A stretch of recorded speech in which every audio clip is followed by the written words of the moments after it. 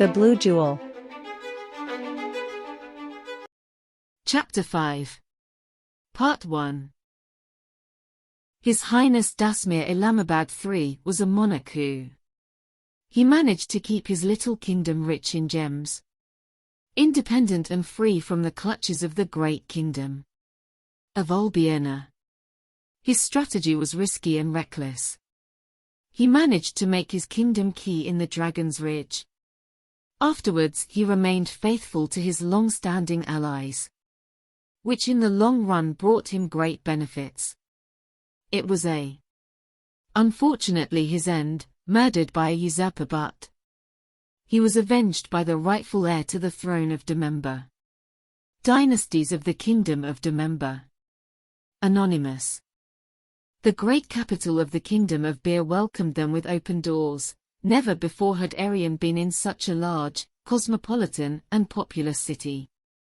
She discovered that Tame was a very busy city not only for the people of the Kingdom of Bir, but for people from all over the world. The number of races that Arian observed along the way was impressive. Many of them were totally unknown to the young woman.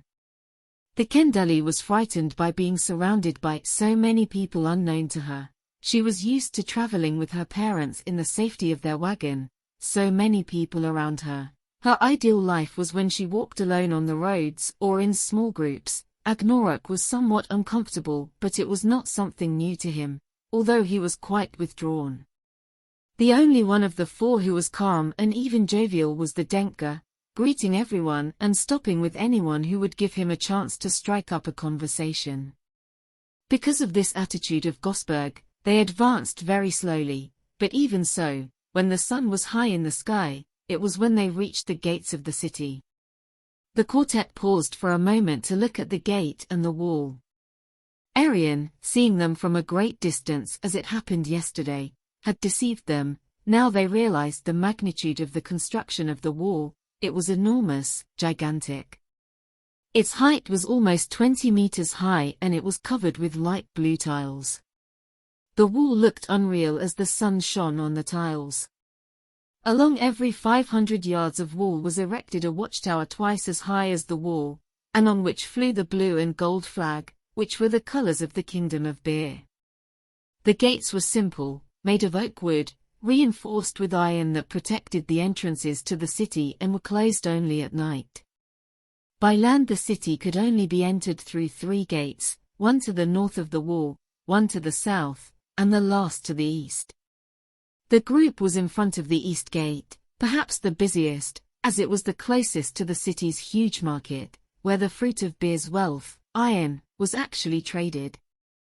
Because of his iron, the king of Bir was one of the most influential people in the world, even though his kingdom was located so far north, next to the eternal snows.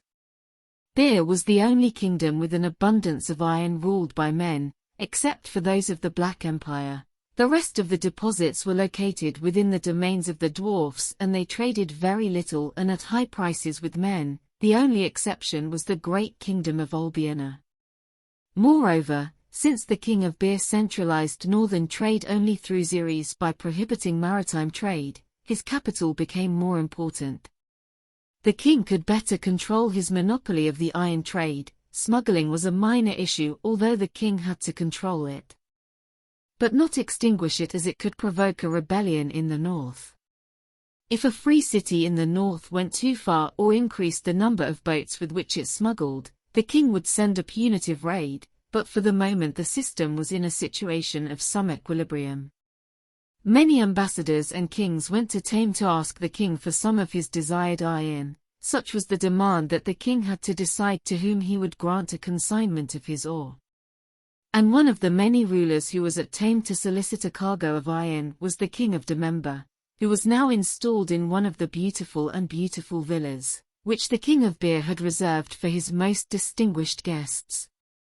Tame was not only a city of commerce, it was also a very beautiful city. The great commercial activity had not ruined its large parks and this careful aesthetic of huge avenues rich in gardens full of trees.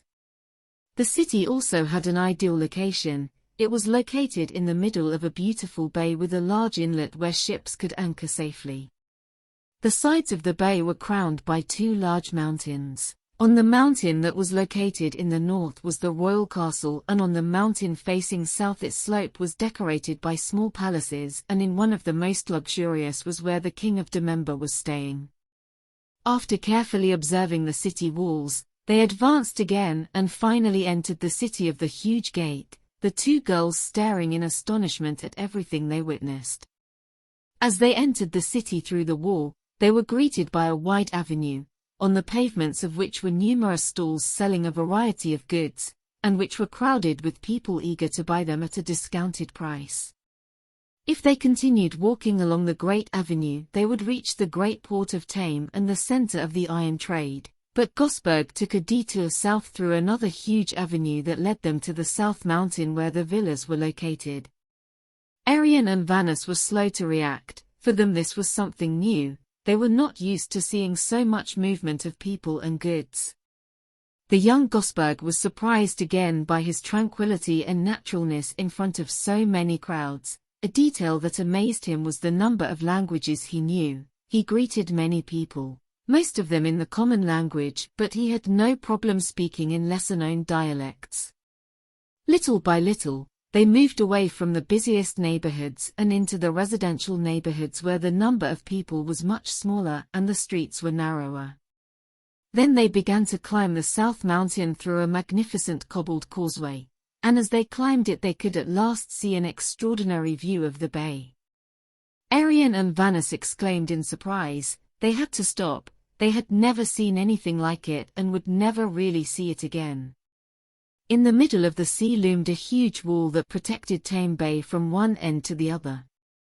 It was really impressive, big, huge. If Arian didn't miscalculate its height, it was more than 40 meters high above the sea, but it wasn't a complete wall. Every 500 meters there was an arch that was protected by iron bars that prevented any ship from entering the bay. As the Great Wall of Land had great watchtowers crowned by the blue and gold banners, thanks to this magnificent construction no ship could enter or leave without royal permission.